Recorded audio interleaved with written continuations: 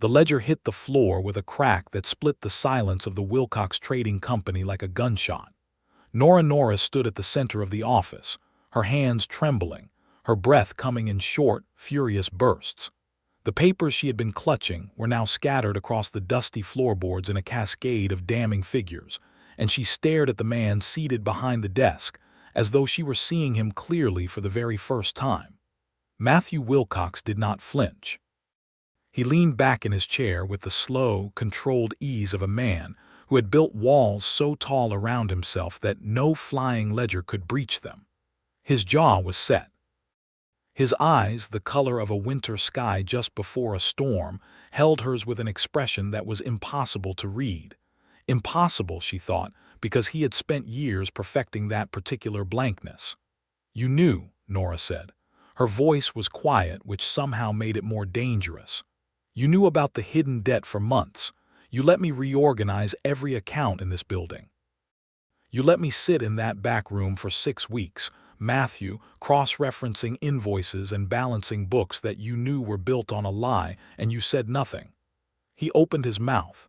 "Do not," she said sharply, "insult me by explaining it." The afternoon light came in hard through the single window behind him, cutting a stripe of gold across the worn surface of the desk she had organized herself, that she had cleared of 3 years of accumulated chaos, because she had believed, foolishly and completely, that she was helping him save something worth saving. Matthew Wilcox stood slowly, unfolding himself from the chair the way a man rises when he knows the ground beneath him has gone unstable, and he needs to find his footing before he speaks. He was tall, and the office was small, and when he stepped around the desk, the space between them felt charged with something that had been building for weeks. Something neither of them had named. "Nora," he said, and the way he said her name, low and careful like he was handling something breakable, stopped her cold. "Tell me it's not as bad as it looks," she said, and her voice cracked on the last word, and she hated that it did. He said nothing for 3 full seconds, and that silence was its own kind of answer. She had walked into Matthew Wilcox's life 6 weeks ago with nothing but a carpet bag, a letter of reference from a schoolteacher in Abilene, and a desperate need for employment. She had not expected to care about what she found there. She had not expected anything at all, because the truth was that Nora Norris had arrived in the town of Caldwell, Kansas, in the autumn of 1878 running from something, and running people do not expect to find reasons to stop. Caldwell sat on the edge of everything. It was the last real town before the cattle trails pushed south into Indian Territory, and it had the particular energy of places that exist at the boundary of wildness and civilization, a constant low-grade hum of danger and possibility. The main street was wide enough for 3 wagons abreast, lined with false front buildings that advertised prosperity while secretly knowing how easily the whole thing could tip sideways. There was a hotel, 2 saloons, a general store, a blacksmith, and the Wilcox Trading Company, which occupied the largest building on the east side of the street and was, by all appearances, the economic heart of the town. It was also, as Nora discovered within the first hour of her employment, an absolute catastrophe. She had come to Caldwell on a recommendation from Eleanor Marsh, the widow of a cattle broker who had known Matthew's late father. Eleanor had written ahead, describing Nora as a woman of exceptional organizational aptitude and complete discretion, both of which were true, though Eleanor had not specified that the discretion was born of necessity, that Nora had learned it in the hardest possible school. She had knocked on the trading company's door on a gray October morning, with the smell of coming rain in the air. The door was opened by a man who looked as though he had not slept in 3 days. He was in his shirt sleeves, collar open, with ink on his fingers and what appeared to be a 2-day growth of dark beard, and he looked at her with the blank expression of someone who had entirely forgotten that he had agreed to hire an office assistant. "Miss Norris," he said finally, as though remembering. "Mr. Wilcox," she replied. He stepped back and let her in, and she walked past him into the main office and stopped. It was not simply messy. Messy was a word for misplaced hats and dusty shelves. What Matthew Wilcox's office presented to her was more akin to a philosophical statement against organization. Ledgers were stacked in no discernible order on every available surface. Invoices had been stuffed into the spaces between books, used as bookmarks folded into the backs of drawers. A map of Kansas cattle routes was pinned to the wall at a crooked angle. A coffee cup had left rings on at least 4 separate documents. 2 of the 3 chairs in the room were buried under paper. The desk itself, a handsome oak piece that deserved better, looked like the aftermath of a windstorm. Nora set her bag down carefully and said, "Where would you like me to begin?" Matthew had looked around the room, as though seeing it through new eyes. There was something almost sheepish in his expression, though he covered it quickly with a detached professionalism that she would learn was his default shield. "The accounts receivable," he said. "There are invoices somewhere in this office that are 3 months past due because I cannot find them to send notices." "I will find them," Nora said, and she did. She found them behind the water pitcher, tucked inside a copy of the 1876 Surveyor's Guide to the Southern Cattle Routes, which itself had been wedged under the base of the oil lamp to keep it from wobbling. She found 12 of them in 3 hours, organized them by date and debtor, drafted the notices in a clear, firm hand, and placed them in a neat stack on the one clear corner of the desk. Matthew had stared at that stack for a long moment before looking at her with something approaching respect. "You found them all. There may be more," she said honestly. "You should give me a week with the rest of those ledgers before you make any financial decisions." He had given her the week, and then another. And then she had simply stayed, because there was always more to do, and because she had discovered that the problem with Matthew Wilcox's books was not merely the chaos. The problem was that someone had been stealing from him. The theft had been done cleverly, by a man named Gerald Prentice, who had served as Matthew's business partner until 18 months prior, when he had died of a fever in the Dodge City Hotel, where he had been conducting what Matthew had believed to be legitimate business on behalf of the company. Prentice had been skimming from the accounts for years, creating false supplier invoices and pocketing the difference. And when he died, the full scope of what he had done died with his explanation of it, leaving Matthew holding debts he did not entirely understand and records he could not fully reconcile. What Nora had found, 6 weeks into her employment, was the hidden account, a separate ledger, smaller and water-stained, that had been wedged so far behind the false back of the bottom desk drawer that she had only found it because she was thorough beyond what anyone had asked her to be. The ledger showed clearly what Prentice had done. It also showed something else. It showed that Matthew Wilcox had known about it. Not the full scope, not every figure, but he had known there was money missing, and he had said nothing to her about it while letting her build her reorganized accounts on a foundation with a hole in it. That was what made her drop the ledger. Not the theft, the silence. "How long?" she asked him now, standing in the wreckage of scattered papers with the afternoon light between them. Matthew ran a hand through his dark hair. "I suspected something was wrong 2 months before you arrived. I hired a man from Wichita to review the accounts. He told me there was a discrepancy but could not determine the source. When you came, I hoped that you would find something I could work with." "You used me," she said flatly. "No," his voice was immediate and certain. "I employed you for exactly what a leaner recommended you for. I did not use you. You let me believe the situation was different from what it was." "I let you work," he said, "because you are the best I have ever seen at what you do, and I needed help I could trust." The word trust hung in the air between them and did something uncomfortable to the anger that was keeping her upright. "How much is actually owed?" she asked. "Tell me the true number." Matthew was quiet for a moment. Then he said, $12,000. Nora sat down on the edge of the nearest chair without intending to. $12,000 in 1878 was not a debt. It was a sentence. "The creditors," she said slowly, thinking through the accounts she had already organized in her head, the Harrison Cattle Supply account and the 2 lines with the Dodge City Merchant Bank. "Both of them," he confirmed. "When do they expect settlement?" Harrison gave me until the end of November, the bank by the 1st of January. She did the arithmetic. 6 weeks to November, 10 weeks to January. She looked up at him and found that he was watching her with an expression she had not seen on his face before, something raw and unguarded that was entirely at odds with the controlled reserve she had come to know. It looked, she realized with a start, like fear. Matthew Wilcox was afraid.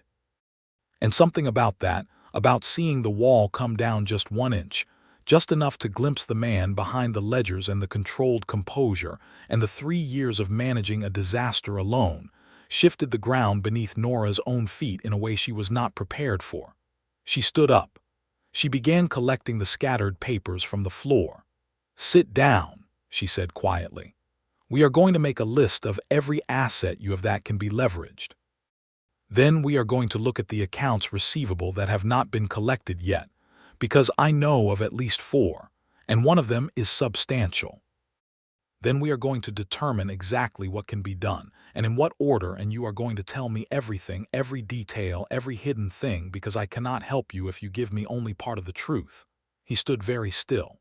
"Why would you still help me?" She stopped sorting papers and looked at him. "Because I am very good at my work," she said, "and I do not leave things unfinished." It was not the whole truth, but it was all she was willing to give him yet. The next 3 days were the most intense Nora had spent in a very long time. They worked side by side from early morning until the oil lamps burned low, Matthew on one side of the desk and Nora on the other. Both of them bent over ledgers and contract documents, while the autumn wind rattled the window behind them and the sounds of Caldwell's evening life drifted in from the street. She learned things about him in those long working hours that she could not have learned in ordinary conversation. She learned that he was meticulous when given the right framework, that he noticed small details and remembered numbers with an accuracy that surprised her.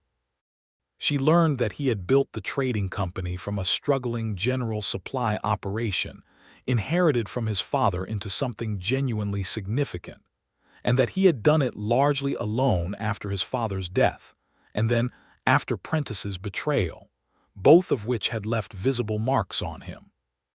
She learned that he drank his coffee black and too hot, that he had a habit of tapping his pen against the edge of the desk when he was thinking hard, and that when he was truly frustrated, he stood up and walked to the window and looked out at the street with his hands braced on the windowsill, as though he needed the physical act of grounding himself before he could speak again.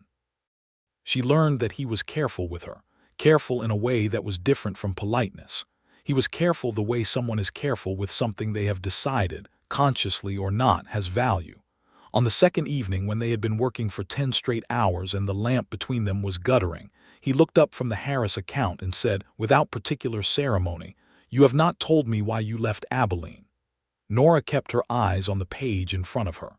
"You have not asked." "I am asking now." She was quiet for a moment. The lamp sputtered and steadied. Outside, someone crossed the boardwalk with heavy boots and the sound faded. "I was working for a man named Aldous Greer," she said. "He had a law practice. I was his office manager for 4 years. When he decided to run for county judge, certain financial irregularities in his past became relevant, and because I had organized those finances, I became relevant too. He told the inquiry board that the irregularities were errors I had made." Matthew looked up sharply. "He blamed you for his crimes." "He was very convincing," Nora said evenly.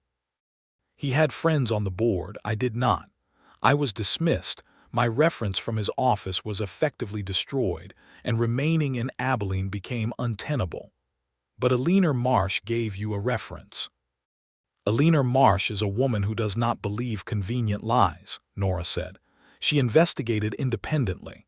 She knew Greer from her husband's business dealings and had her own reasons to doubt his character. She wrote me a reference based on what she actually knew of my work." "And you ended up here," Matthew said. "And I ended up here," she agreed. He was quiet for a moment, looking at her across the small field of organized documents between them. "For what it is worth," he said, "I believe you. It was a simple thing, 3 words. But they landed somewhere deep in Nora's chest. in a place that had been hollow since the inquiry board had closed its session, and Aldous Greer had walked out a free man and she had walked out a scandal. She felt her throat tighten and kept her face very still. "Thank you," she said, and returned her eyes to the page. The solution to Matthew's financial crisis came from an unexpected direction. Among the receivable accounts Nora had identified was one belonging to a cattle rancher named Theodore Boone, who owed the trading company $4,000 for a supply contract that Prentice had neglected to collect before his death. When Nora presented the documentation to Matthew, he had shaken his head slowly. "Boone has been claiming that contract was settled," he said. "He told me himself 6 months ago." "Then he lied to you," Nora said, laying the original contract on the desk. "Because this is Prentice's signature, this is Boone's signature, and there is no settlement receipt in this office because there was no settlement." She placed a second document beside it. "This is the correspondence record I found in the back file cabinet. Prentice wrote to Boone twice about the outstanding balance. Boone's replies are here. He acknowledged the debt in both letters. He simply chose not to pay it when Prentice died because he believed there was no one left who would notice." Matthew read through the letters with a stillness that had a particular quality to it, the stillness of controlled anger. "He believed that because he knew what Prentice had been doing," he said slowly. "He knew the books were a mess. That is my reading of it as well." Matthew looked up at her. The controlled anger had sharpened into something more purposeful. "I need to ride out to the Boone ranch." "You need to take those letters with you," Nora said, "and the original contract, and you need to give him the option of settling the full amount or having the matter brought before the county court, where the documentation is clear enough that any judge would find in your favor." He held her gaze for a moment and then said, "Will you come with me?" She had not expected that. "It is a business matter. You do not need me there." "I disagree," he said, with a quiet certainty that made her chest do something she chose to ignore. "You understand those documents better than I do. If he questions the figures, I want you able to answer." She considered this for a moment. It was logical. It was also something else, something in the way he had asked, not as an employer directing an employee, but as a man who wanted her specifically at his side. She told herself it was practical and said, "All right." They rode out to the Boone ranch the following morning on 2 horses borrowed from the livery, with the documents in a leather satchel across Matthew's saddle. The Kansas grassland stretched on all sides in its autumn colors, gold and brown and deep amber, the sky above it an enormous and uncompromising blue. The air smelled of dry grass and distance. Nora had not ridden much in Abilene. In Caldwell she was rediscovering it, and she felt the particular freedom of open country around her with a clarity that surprised her. Beside her, Matthew rode with the ease of a man who had spent his whole life in this territory, upright in the saddle without apparent effort, his dark hat low against the morning light. "Did your father build the trading company?" she asked, because she was curious and because the open air seemed to encourage directness. "He started it," Matthew said. "He came to Caldwell in 1862 when it was barely a settlement. He had a supply wagon and a way with people. By the time I was 12, it was a real store. By the time I was 18, it was something worth inheriting." He paused. "My father was a man who trusted everyone. He saw the good in people as a default position. And Prentice took advantage of that. Prentice came recommended by a business associate of my father's. He was charming and efficient, and he knew cattle commerce. My father brought him on as a partner when I was 23, and I went along with it because my father's instincts had always been sound." He was quiet for a moment. "They were not sound about Prentice." "How old are you now?" Nora asked. 31, he said. She had guessed close. She was 27 herself, old enough to have accumulated her own particular set of mistakes, young enough to still believe they could be recovered from. "When did you find out about the theft?" she asked.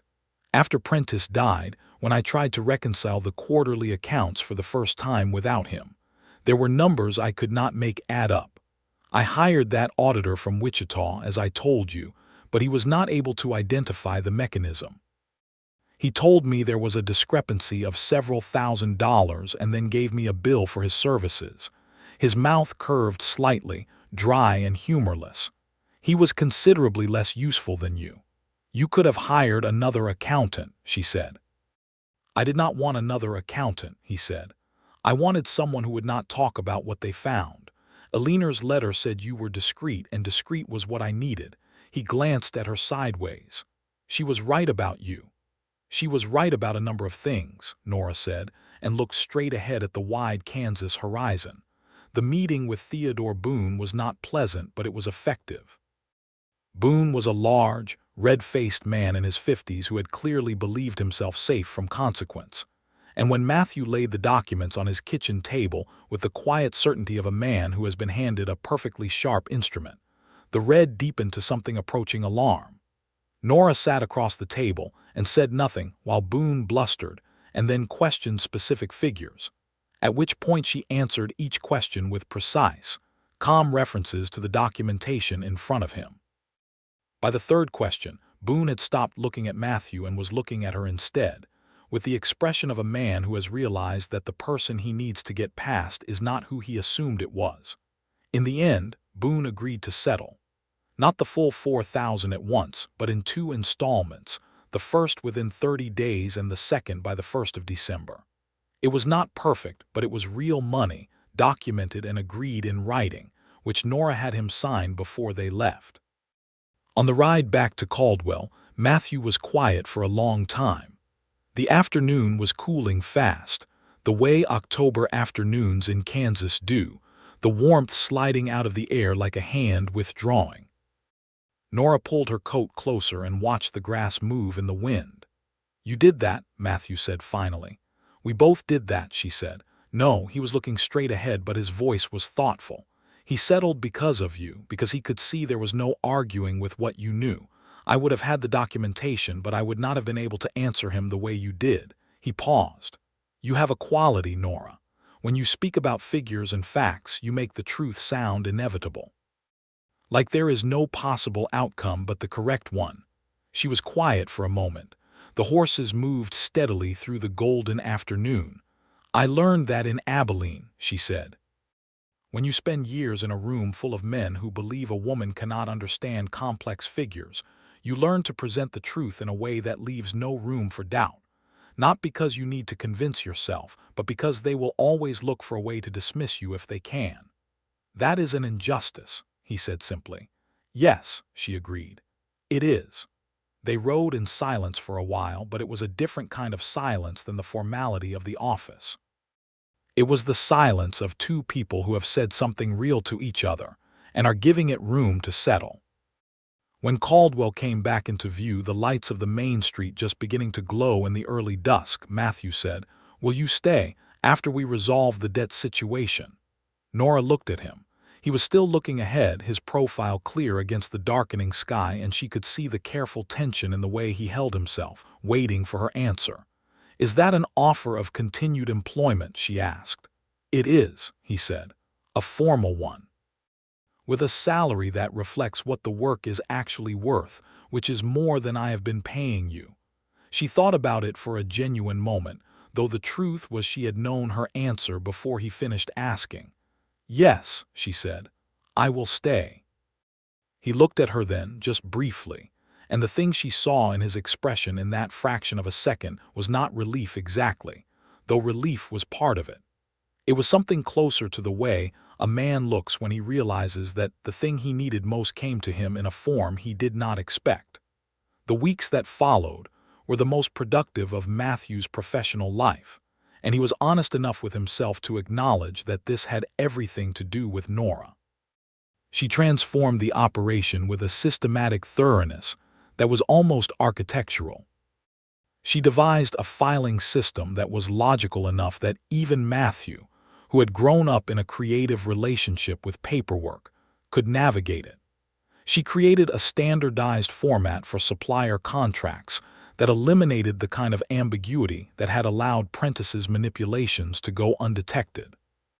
She organized the correspondence archive, identified 3 more outstanding receivables that had been buried in the chaos, and drafted collection notices that resulted in 2 of them being paid within 2 weeks.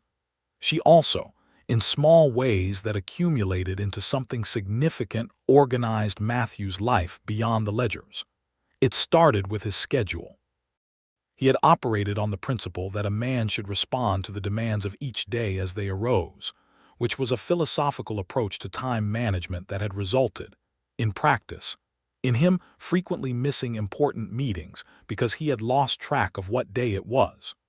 Nora began maintaining a daily schedule that she placed on the corner of his desk each morning, a single handwritten page listing appointments, deadlines, and tasks in order of urgency.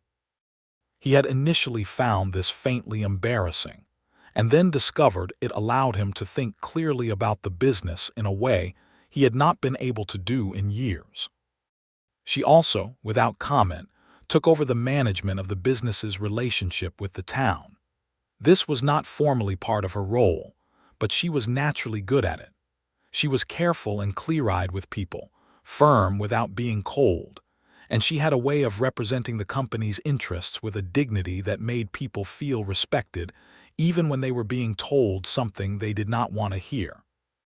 Matthew watched this and felt something he had not felt in a very long time, which was confidence in the foundation beneath him. He also, and he acknowledged this only in the privacy of his own thoughts, found himself thinking about her in ways that had nothing to do with her professional competence. He noticed the way she tilted her head when she was reading something that interested her. He noticed that she had a very quiet laugh, rarely deployed, that appeared to surprise even her when it happened, as though amusement caught her off guard. He noticed that she wore the same 3 dresses in rotation, practical and neat, and that regardless of which one she was wearing, she carried herself with the same quality of focused composure, as though her dignity was not located in her clothes but somewhere deeper and more durable. He noticed that when she was tired, which happened in the long evenings of their working sessions, she would press her fingers briefly to the bridge of her nose in a gesture so small and personal that he felt privileged to have observed it. He did not act on any of this. He was not the sort of man who acted on things quickly or carelessly, and there was also the matter of the professional relationship, and the matter of her having come to this town in difficult circumstances, and his genuine reluctance to add complication to a situation she seemed to be navigating carefully. But he was aware. He was very, very aware. The first real crack in both of their careful composures happened on a Thursday evening in late October, when the first significant snowfall of the season came down out of nowhere and dropped 6 inches on Caldwell by midnight. Nora had been working late on the final reconciliation of the Prentice accounts, trying to establish a complete picture of the theft that could be used if they ever needed to present it formally. Matthew had been reviewing the supplier contracts she had reformatted, making annotations in the margins. The stove in the corner of the office had been doing reasonable work against the cold, but when Nora stood to stretch after 3 hours in her chair and walked to the window, she made a small, involuntary sound. "What is it?" Matthew looked up. "Snow," she said, "a great deal of it." He came to the window and stood beside her. The street outside was white and still, and the gas lamps created small halos of gold in the falling flakes. The boardwalk was invisible under an even blanket of white.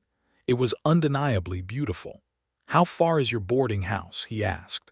She had taken a room with Mrs. Clara Atwell, a widow who kept a clean and sensibly run establishment 3 blocks from the trading company. 3 blocks, she said.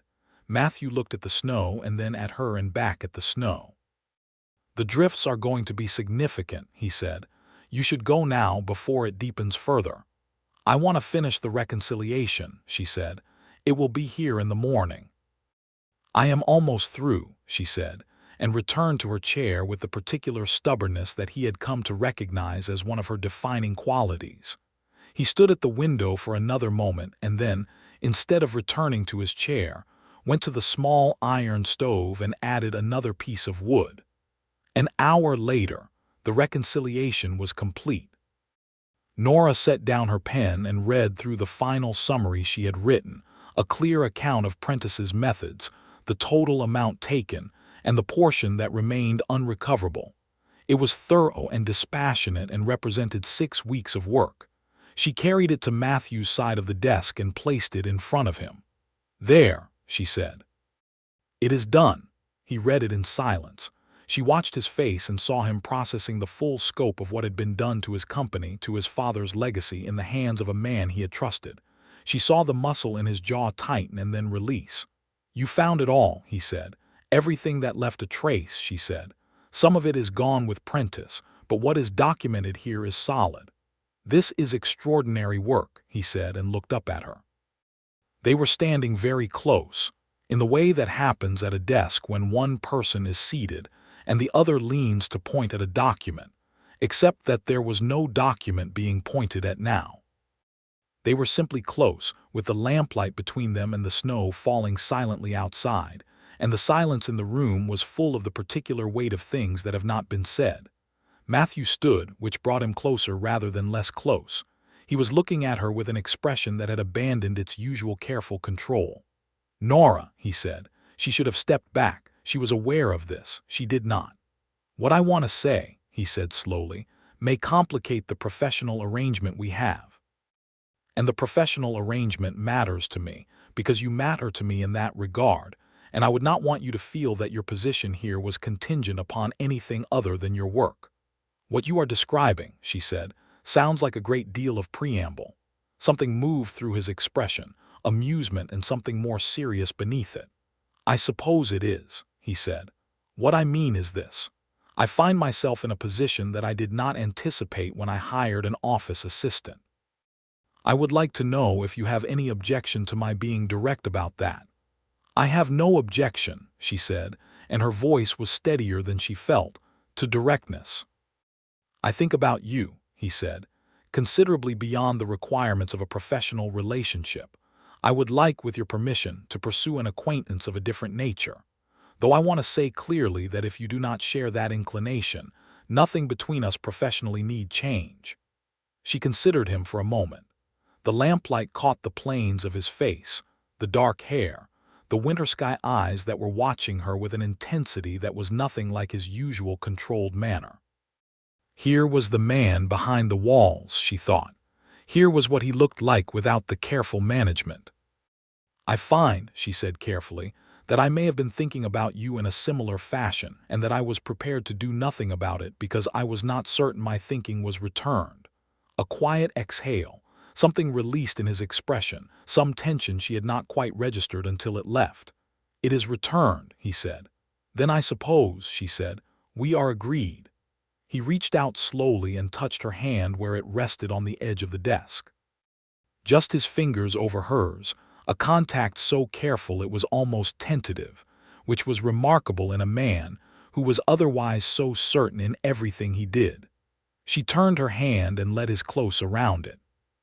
Outside, the snow kept falling on Caldwell, Kansas, blanketing the cattle town in white silence, while inside the Wilcox Trading Company, 2 careful people stood in lamplight and chose to stop being careful. He walked her to Mrs. Atwell's boarding house through the snow, which was halfway up their boots by then. They walked close together on the narrow strip of boardwalk that was still passable, and at one point she slipped on a patch of ice beneath the snow and his hand caught her arm immediately, steadied her, and then did not entirely let go. They walked the remaining block with her arm through his, and neither of them remarked upon this. At Mrs. Atwell's door, he said good night, and she said good night, and she went inside feeling the warmth of that small walk in her chest like something new taking root. In the weeks that followed, the professional and the personal wove together in a way that was neither awkward nor overwrought. Matthew began finding small reasons to be near her that were not purely work-related. He brought her coffee in the mornings from the hotel kitchen across the street, which was better than the office pot. He asked her opinions on things that had nothing to do with the accounts. He told her gradually and in pieces the story of his life in Caldwell, his father's death when Matthew was 25, the years of building the company, the specific loneliness of running something largely alone. Nora told him, in return, more of her own story than she had told anyone in a long time. She told him about her childhood in Missouri, about the father who had insisted she learn accounts and mathematics at a time when most people thought this unnecessary for a girl, about how that insistence had turned out to be the most valuable thing she had ever been given. She told him about the 4 years in Abilene with Greer's office, which had been years of steady work and quiet pride in her competence, right up until the moment they became a trap. Matthew listened to these things with an attention that felt different from mere politeness. He listened the way someone listens when they are adding what they hear to a picture they are building carefully. The 1st of November brought the first installment from Theodore Boone. It arrived via bank transfer, 4 days late but complete, and when Nora brought the confirmation to Matthew's desk, he read it and then looked up at her with a slow smile that was one of the rarer and therefore more valuable things she had observed in this office. "One step closer," he said. "2 more steps," she confirmed. "The second Boone payment and the Caldwell Merchants Association account, which I believe is collectible by December 15th if we press properly." She set her notes down. "I have also been corresponding with an attorney in Dodge City about the Prentice estate. His widow still holds assets there, and given the documentation we now have, there may be a legal avenue to recover a portion of what was stolen." Matthew was looking at her with that expression again, the one that was not quite professional. "How long did it take you to work all of this out?" "Since the reconciliation," she said. 3 weeks. "You had been corresponding with an attorney in Dodge City for 3 weeks, and you said nothing until now because you were waiting until you were certain the avenue was real. There was no point in raising your hopes before I knew." He shook his head slowly, not in disagreement, but in something more like wonder. "Nora Norris," he said, "you are the most formidable person I have ever met." She felt the heat in her face and chose to address the accounts instead. The Dodge City attorney, a man named Samuel Rowe whom Eleanor Marsh had recommended, proved to be both competent and willing. He located the Prentice estate assets, which consisted primarily of a property deed and a modest bank account, and began the legal process of pursuing a claim on behalf of the Wilcox Trading Company. This would take months, but it was real, and the existence of the possibility changed the arithmetic of Matthew's situation considerably. It also meant that by the 2nd week of November, when the Harrison cattle supply deadline was approaching, they had a clear path. The Boone second installment would satisfy a significant portion of the Harrison debt. A short-term note from the Caldwell Citizens Bank, negotiated against the anticipated Prentice estate recovery, would cover the remainder. The merchant bank in Dodge City was willing to extend their deadline to the 1st of March when presented with the documentation Nora had organized. When the last piece of this arrangement fell into place, Matthew sat back in his chair and was quiet for a very long time. "It is going to be all right," he said finally, not triumphantly. Quietly, with the particular quality of a man who had not been certain of this for a very long time. "Yes," Nora said, "it is." He looked across the desk at her, and something in his face was unguarded in a way she had seen only a handful of times, the way he looked when the walls were genuinely down and she was seeing Matthew Wilcox without the management. "3 months ago," he said, "I was genuinely uncertain whether I would be able to save this company, and now you will," she said. "Because of you. Because of both of us," she said firmly. "Your knowledge of the business and the territory and the relationships here made everything I found actionable. I could have organized those books and discovered all of that information, and it would have meant nothing without someone who understood how to use it." He stood and came around the desk, which was a thing he had begun doing more frequently, and stood in front of her. He was close enough that she was very aware of him. "I would like to take you to dinner," he said, "not as an employer and an employee, as a man and a woman who have been dancing around a fairly obvious truth for 2 months." She looked at him. "Are you calling this dancing?" "I am calling it the most insufficiently direct I have been about anything in my adult life," he said, and I would like to correct that. The restaurant at the Caldwell Hotel was the best the town offered, which was not extravagant by any large city standard, but was genuinely warm and pleasant, with tablecloths and candle light, and a cook who knew what she was doing with a steak.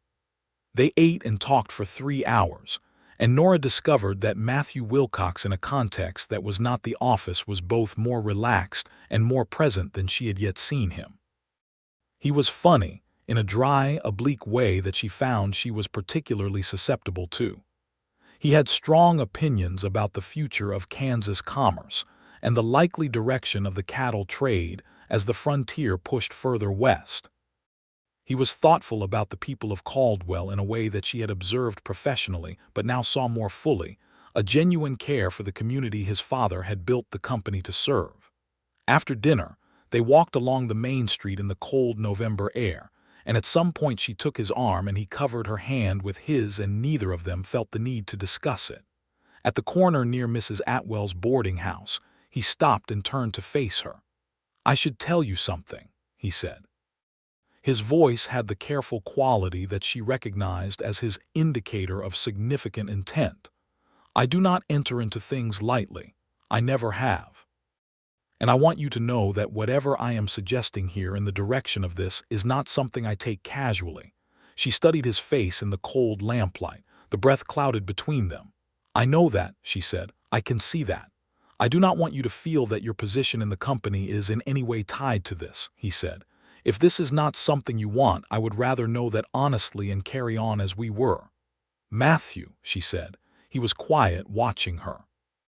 "I am very good at identifying things that are not in my interest and removing myself from them. I have had considerable practice." She reached up and placed her gloved hand flat against his coat, against his chest. "This is in my interest." He brought his hand up and covered hers where it lay against his chest. He leaned his head down and pressed his forehead against hers in the cold air, and they stood like that for a moment, breathing the same frozen breath, before he kissed her. It was slow and certain and entirely unlike a man who had spent months being controlled and careful, which told her something important about what lay beneath all of that management. It told her there was warmth there, genuine and considerable, waiting for permission to exist. She gave it permission. The weeks that came after were some of the fullest Nora had known. The crisis of the company's finances was not yet resolved but was clearly resolving, and in the space that created, she and Matthew built something new. He courted her with a thoughtfulness that was particular to his character. He did not bring her extravagant gifts because extravagance was not his language. He brought her a copy of an accounting text she had mentioned wanting when he made a trip to Wichita for business in late November. He arranged for Mrs. Atwell's stove to be repaired when Nora mentioned in passing that the boarding house had been cold, doing so without telling Nora he had done it, so that she only discovered it when Mrs. Atwell, delighted, mentioned Mr. Wilcox's generosity. He asked her about her dreams for her work, what she would build if she had the freedom to build it. And when she described, somewhat tentatively, the idea she had been turning over of an accounting and business management service that could serve the smaller enterprises in Caldwell and the surrounding cattle country, enterprises that could not afford a full-time person but needed organized books and proper contracts, he listened with complete seriousness and said, "That is a sound business idea. Have you thought about how you would structure the fees?" She had. She had thought about it considerably. And they spent the next hour talking about it across the desk in the way they talked about everything, with complete mutual engagement, each of them building on the other's thinking, and Nora felt something she had not felt in 4 years, which was the uncomplicated pleasure of being taken entirely seriously. December arrived with a cold so sharp it had teeth. The second boon payment came through on the 5th of the month, and on the 9th, the Harrison cattle supply debt was settled in full. Matthew paid it himself in person, with Nora beside him, and they walked back through the cold Caldwell morning with the company's largest creditor satisfied and the weight of it reduced by half. He caught her hand as they walked and held it, and she squeezed his. "One more," she said. "One more," he agreed. The merchant bank extension ran until March, and with the Prentice estate proceedings moving forward in Dodge City, Samuel Rowe had expressed confidence that a settlement would come through in January or February. The worst was genuinely behind them. On Christmas Eve, Matthew closed the trading company early, which he had never done in the 3 years since his father's death. He told Nora this when he turned the sign on the door from open to closed and said simply, "My father always closed on Christmas Eve. He said there were more important things." Mrs. Atwell hosted a small Christmas Eve supper, as she did every year, and Matthew had been invited. He came with a bottle of wine from the hotel's modest cellar and a quiet ease about him that Nora had been seeing more of in the past month, the specific ease of a man whose world has stopped tilting under him. After supper, they sat by Mrs. Atwell's parlor fire while that good woman made her excuses and went to bed early, leaving them to the fire and the small room and the sound of the wind outside. The Christmas tree in the corner was decorated with paper ornaments and a few glass beads, simple and earnest, and the firelight caught them and scattered small points of light across the ceiling. Matthew sat beside her on the narrow sofa, their shoulders touching, and said, "I want to ask you something." She was quiet and attentive. "I want you to know first," he said, "that whatever you answer, your work in this company is yours permanently on its own merits. I'm not conflating the two things. I want them to be separate in your mind." "They are separate," she said. "Then separately," he said, turning to face her, "I am asking you to marry me." The fire crackled. The wind pushed against the windows. The small glass ornaments threw their points of light. Nora looked at him for a long moment. She thought about the woman who had knocked on his door 2.5 months ago with a carpet bag and a need to run, who had found instead a disaster to solve, and a man who said simply that he believed her. She thought about all the work they had done side by side, the late evenings and the shared cups of terrible coffee, and the moment when the ledger had hit the floor and everything had been at its worst, and she had still chosen to stay and help. She thought about the kiss in the cold November air and the accounting text from Wichita and the way he listened when she spoke as though she were saying things worth hearing. "Yes," she said, "I will marry you," he exhaled. Then he smiled, and it was the real smile, not the rare professional one, but something warmer and less guarded, and she thought she could probably look at that smile for a very long time without tiring of it. He reached into his coat pocket and brought out a ring. It was simple, a gold band with a small oval garnet, which was the deep red of autumn leaves, and when he slid it onto her finger she understood that he had been thinking about this for a while. The garnet was not an impulse. "It was my mother's," he said. "She died when I was 8. My father kept it." Nora looked at the ring on her hand and felt the weight of it. Not a burden, but the particular substance of something that matters. "Thank you," she said, "for trusting me with it." He leaned forward and kissed her forehead, and she pressed her face briefly against his shoulder, and the fire burned and the wind moved outside and the Christmas tree shed its small lights across the room. They married in January, on a cold and brilliant day when the sky over Caldwell was the exact shade of winter blue that matched Matthew's eyes, which Nora noted and filed away as a detail she would keep. The ceremony was in the small Methodist church on the north end of the main street, conducted by the Reverend Thomas Aldridge, with Mrs. Clara Atwell and Samuel Rowe in attendance, Rowe having come down from Dodge City for the occasion and the business both. Nora wore her best dress, dark blue wool, which was not a traditional wedding gown, but was the finest thing she owned, and which she had pressed herself the night before with great care. She carried a small bunch of dried prairie flowers that Mrs. Atwell had preserved from the summer, tied with a ribbon. Matthew wore his good dark coat with a white shirt, and when she walked toward him at the end of that narrow church aisle, his expression was the most openly tender she had seen from him in any setting, and she felt her heart take itself in a completely new direction. Rowe delivered news over the wedding supper at the hotel that made the occasion even brighter. The Prentice estate proceedings had concluded faster than expected. Margaret Prentice, Gerald's widow, had not been entirely ignorant of her husband's activities and had been approached by Rowe with a choice that made the legal path clearly preferable. She was prepared to settle $2,000 toward the debt, which combined with the estate's liquid assets and an additional sum Rowe had identified in a third-party account, would bring the total recovery to just under $3,000.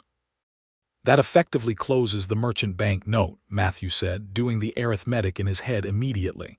With a small remainder, Rowe confirmed, which your current business operations will cover by spring. Matthew looked at Nora across the wedding supper table in the Caldwell Hotel dining room. You started this, he said. We finished it, she said. Rowe raised his glass. To a remarkably efficient partnership, he said, and they all drank.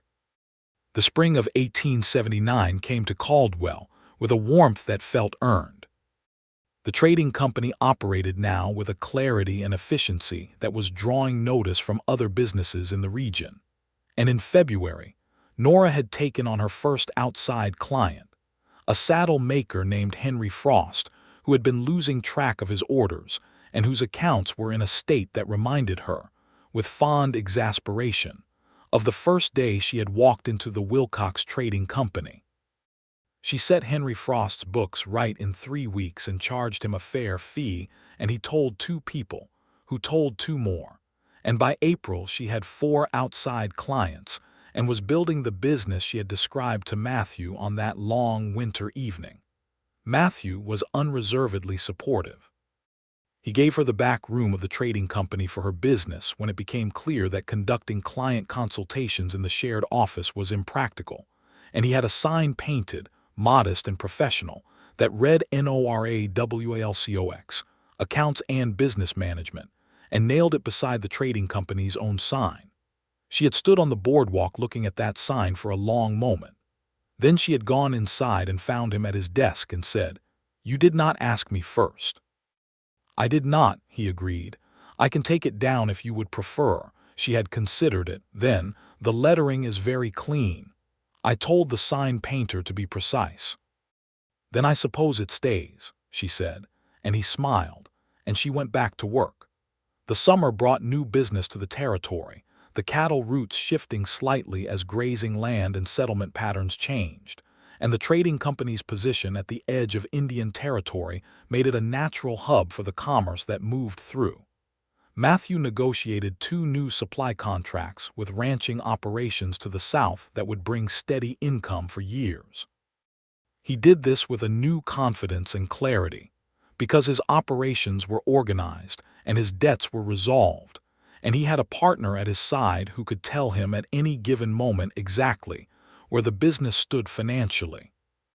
He told her this one evening in late July, when they had been working together after supper, and the last of the long summer light was finally fading from the office window. "I used to go to bed not knowing if the company was solvent," he said.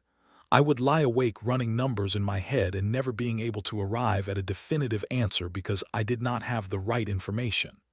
"And now?" she asked. "And now I know," he said. "I know exactly, because of what you have built here. The systems, the reporting, all of it." He leaned back in his chair.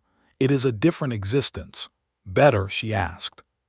"Considerably," he said, and looked at her across the organized desk with the organized papers and the quarterly report she had just completed, and the filing cabinet behind her that contained, in perfect order, every document of consequence the company had ever generated. He looked at her the way he had been looking at her since January, with the full weight of an uncomplicated devotion that she still sometimes had to remind herself was real. Considerably better in every possible respect. She felt the familiar warmth of it and said, "You are going to make it difficult for me to maintain professional composure." "My sincere apologies," he said, in a tone that conveyed no apology whatsoever. In September of 1879, Nora told Matthew she was expecting their first child. She told him on a quiet Sunday morning when the trading company was closed, and they were in the small house Matthew had owned since his father's time, which Nora had, with characteristic thoroughness, reorganized into something that felt genuinely like a home. She told him over breakfast, watching his face as she said it. He was very still for a moment. Then he set down his coffee cup and looked at her with an expression that moved through several things too quickly for her to entirely catalog. And she saw his eyes go bright in a way she had not seen before, and he reached across the table and took her hand. "Are you well?" he asked. It was the first thing he said, and it told her something important about him that she had perhaps already known. "I am very well," she said, "strong and well as of everything I can determine." He brought her hand to his lips and held it there for a moment, his eyes closed. Then he looked up at her. "I am going to be a father," he said, and there was something in his voice that was reverent and slightly astonished at once. "You are going to be a remarkable one," she said, and meant it, because she had watched him over the past year and she knew how he cared for things that were in his keeping, with patient, consistent attention, and she had no doubt that he would care for a child the same way. The boy was born in April of 1880 in the bedroom of their Caldwell house, with the assistance of Mrs. Hannah Cole, the town's experienced midwife, and Mrs. Atwell, who hovered helpfully near the doorway. Matthew paced the parlor below with a rigidity that Mrs. Atwell later described as the most controlled panic she had ever witnessed in a grown man. When the cry came, high and indignant and alive, he stopped moving. He stood very still in the center of the parlor and listened, and a minute later Mrs. Cole appeared at the top of the stairs and told him he could come up. Nora was sitting against the pillows looking tired in the way of someone who has accomplished something enormous, and she was holding a very new, very red, very small person who had dark hair, which surprised Matthew, though he did not know what he had expected. He crossed the room and sat on the edge of the bed, and looked at his son and his wife in the same moment, and it was the single most significant thing he had ever seen. "Hello," Nora said to him, softly and with the quiet smile that was the real one, the one she saved for the moments that mattered. "Hello," he said, equally quietly to both of them. They named the boy James Harold Wilcox, for Matthew's father Harold, and for no other particular reason except that it suited him from the first day.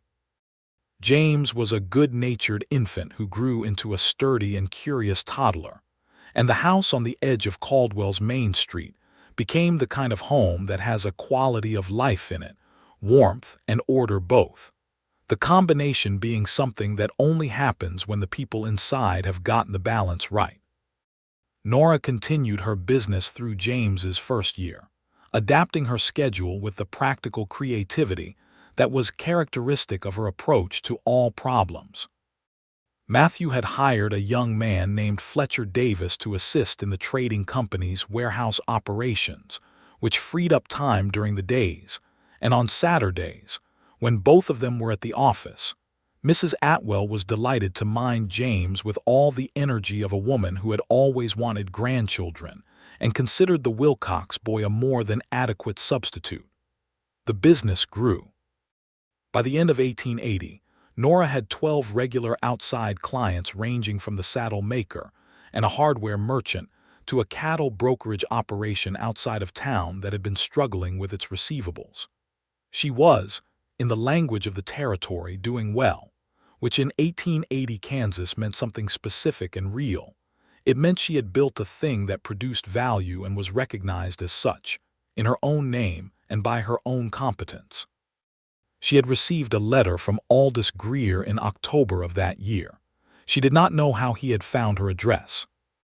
The letter was conciliatory in tone and vague in substance, suggesting that certain understandings from the past could perhaps be revisited and that he hoped she was doing well.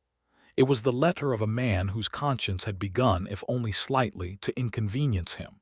Nora read it once and then showed it to Matthew, who read it and said nothing for a moment and then said, "What do you want to do with it?" "Nothing," she said. "There is nothing I need from him. Whatever he wants, it is not my responsibility to provide it." "He wronged you significantly," Matthew said. "He did," she agreed. "And I am here, and my books are balanced, and my name is on a sign." She looked at her husband with the level and certain quality that was the core of her. "He cannot take any of that from me now." Matthew had nodded slowly. "All right," he said, and they had put the letter away and not returned to it. In the spring of 1881, Samuel Rowe sent a letter from Dodge City with news from the county records that the inquiry proceedings from Abilene had been reviewed by a new county board, prompted by new evidence of Greer's financial misconduct in subsequent dealings. The review had issued a finding that the previous determination had been in error. There was no formal apology and no restitution, but there was a letter on county letterhead that stated plainly that the original finding against Nora Norris, now Wilcox, had been without evidentiary foundation. Nora held the letter for a long time. Matthew sat beside her at the kitchen table while James ate breakfast with great enthusiasm in his high chair, and the morning came through the window. "How do you feel?" Matthew asked. She thought about it honestly. "Like the record is correct," she said. "Which it should have been 5 years ago. But also like it does not change very much about my life now, because I built the life I have without waiting for the record to be corrected." She set the letter down. "I am glad they corrected it. I would have preferred it not to have needed correction." "Yes," he said. "So would I." He put his arm around her shoulders and she leaned briefly against him, and James banged his spoon on the tray of his high chair and shouted something in the enthusiastic nonsense language of almost 2-year-olds, and they both laughed. Fletcher Davis had, by mid-1881, grown into a capable assistant manager for the trading company, young and dependable and smart enough to ask good questions, and Matthew had begun training him with a seriousness that Nora recognized as long-term thinking. The company was stable enough and profitable enough that Matthew had begun looking at the possibility of expansion. A second supply depot south of Caldwell, closer to the cattle territory, which would allow them to serve the ranching operations there without requiring the full overland haul to the main store. He brought the idea to Nora one evening with the particular approach she had come to recognize. A presentation of facts and projections laid out on the desk in an organized form, which he had learned from her and now deployed instinctively. She reviewed the figures with genuine attention, asked 3 specific questions, suggested 2 modifications to the cost projections based on supplier pricing she knew from her own client work, and told him she thought it was a sound plan. "The location," she said, tapping the map he had brought. "If you put the depot here at the crossing rather than here at the ford, you catch the eastern traffic as well. The ford route is seasonal. The crossing is not." He looked at where she was pointing and then looked at her. "How did you know about the crossing route?" "The Beaumont Brothers Cattle Brokerage," she said, naming one of her clients. "They use it every season. It is reliable 12 months of the year." He looked at the map again and then made a mark at the crossing. "The crossing it is," he said. This was the shape of their days, 2 people with complementary knowledge and complete mutual respect building together. It was not a dramatic shape. It was the shape of something that works, which is its own kind of remarkable. In the fall of 1882, Nora found she was expecting again. She told Matthew in the same way as before, over Sunday breakfast, and he reacted in the same way, with the immediate first question about her health and the same bright eyes that she had learned were his specific face for joy. "James will be 3 by the time this one arrives," she said. "Old enough to be interested," Matthew said.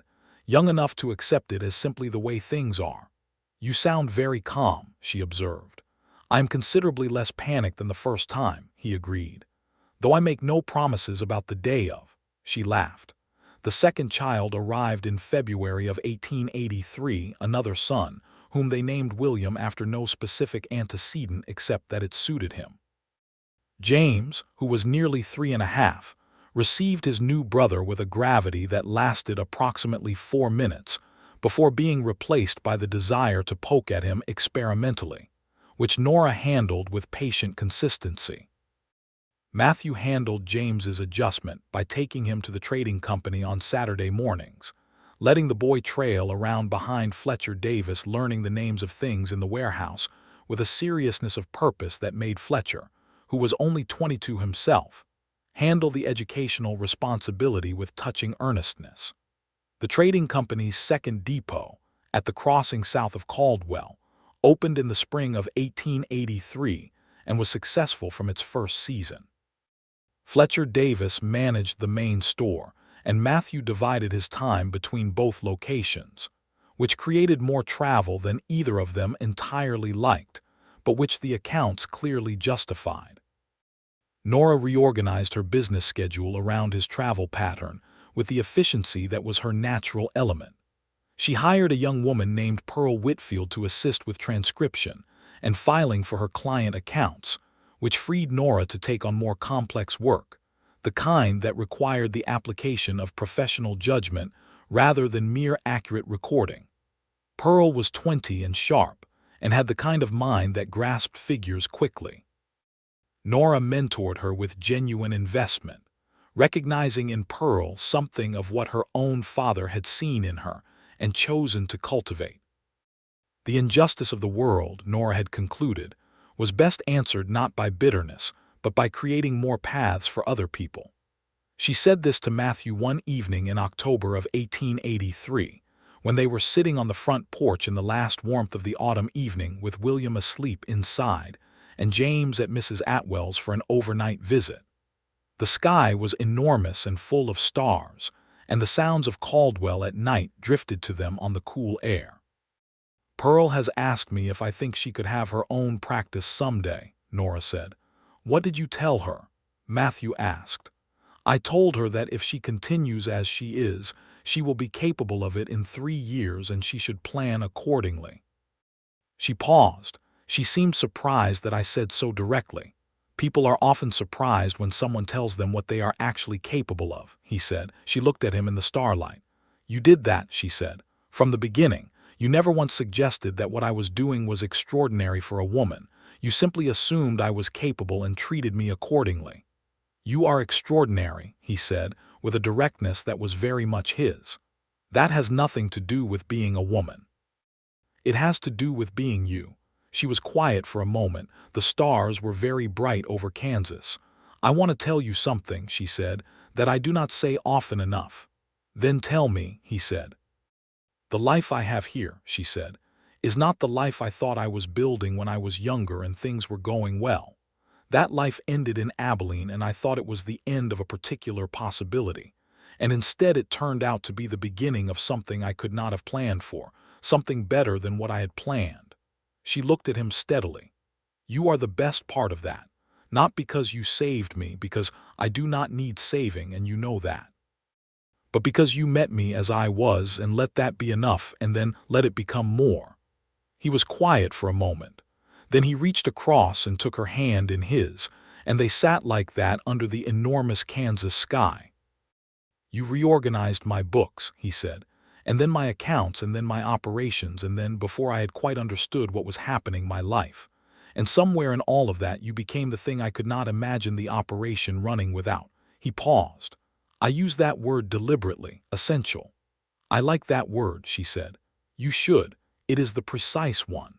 He lifted her hand and pressed his lips to the back of it, an old-fashioned gesture that nonetheless suited him. "You are essential to me, Nora, completely and without qualification." The years moved in the way of good years, not slowly or quickly, but with a sense of fullness. James grew into a child of 7, and then 9, serious and inquisitive, and already showing the capacity for systematic thinking that both his parents recognized as familiar. William was his complete opposite in temperament, quick and sociable and interested in absolutely everything with an enthusiasm that was exhausting and delightful in equal measure. In 1885, Pearl Whitfield did indeed establish her own accounts practice, and Nora threw a supper for her at the house on the main street and gave her a letter of reference that was, Pearl said later, the finest professional document she had ever read. 2 of Nora's clients engaged Pearl directly upon the strength of that letter. The trading company's South Depot had, by 1885, developed into a profitable operation that accounted for nearly a third of total revenue. Fletcher Davis, who was now 26 and had grown into a genuinely excellent manager, asked Matthew's permission to buy into the company as a junior partner. Matthew and Nora discussed it over 2 evenings, examining the financial and structural implications, and agreed that it was the right move. The arrangement was documented with a thoroughness and clarity that made the company's legal standing impeccable. The territory itself was changing. By the mid-1880s, the cattle trails were evolving as railroads pushed further south and west, changing the economics of the overland drives that had defined Caldwell's particular position. Matthew watched this with the attentiveness of a man who has learned to read the landscape of commerce, and he began making adaptations, diversifying the trading company's supply focus, investing in the new agricultural commerce that was beginning to shape the Kansas economy as settlement patterns changed. He talked through every significant decision with Nora, not because he lacked confidence, but because he had learned, over 7 years of partnership in every sense, that thinking alongside her produced better outcomes than thinking alone. She challenged his assumptions without attacking them. She identified risks without catastrophizing. She brought information from her client network that gave him market intelligence of a kind that was simply not available to people who worked in isolation.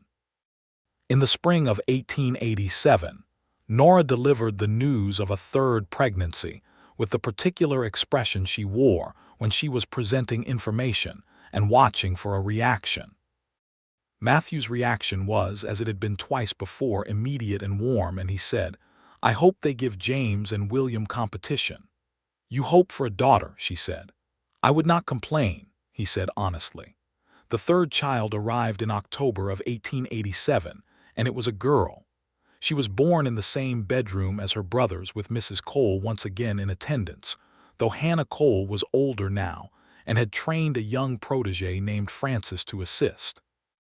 Matthew's vigil in the parlor was considerably less rigid than the first time and considerably more affectionate, James and William being old enough to keep him company, James with his composed seriousness, and William with a running commentary on the sounds from upstairs that had everyone, including Matthew, trying not to laugh at inappropriate moments. When Frances came down to the parlor and said that mother and daughter were both well and he could come up, Matthew went upstairs with both boys behind him, and they stood around the bed looking at the small girl in Nora's arms with varying expressions of wonder. James said, very seriously, "She is quite small." William said, "Does she do anything?" "She does everything she needs to do right now," Nora said, and looked at Matthew over both their heads. He sat on the edge of the bed and looked at his daughter, who had Nora's dark lashes and a general aspect of determined presence that he found immediately familiar.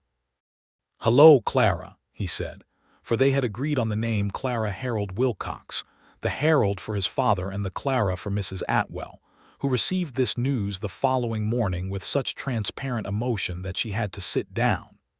The years from 1887 to 1892 were the fullest the Wilcox family had known.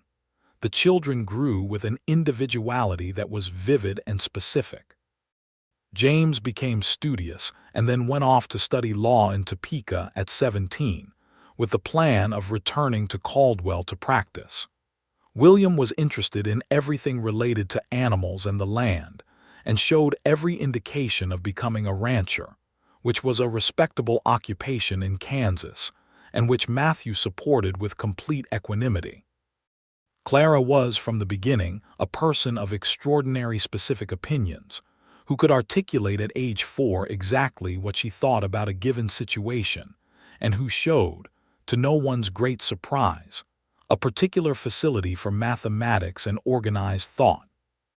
"She is going to do what you do," Matthew told Nora when Clara was 5 and had reorganized her toy box by category, size, and frequency of use. "Or what she wants," Nora said, "which is what matters." "Of course," he said, "but she will be very good at whatever that is." The trading company continued to prosper and adapt.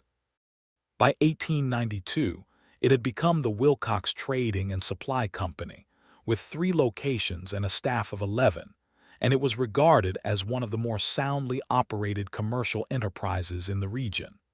Matthew was known as a man of his word and a fair dealer, which were the two most important reputations in frontier commerce. Nora's accounts and management practice had grown into a firm with 4 associates, all of them women whom she had trained and whose competence she had championed, and the practice served clients across 3 counties. There had been other trials in those years. The drought of 1888 had been severe and had hit the cattle operations hard, and several of Nora's clients had needed creative solutions to survive the season.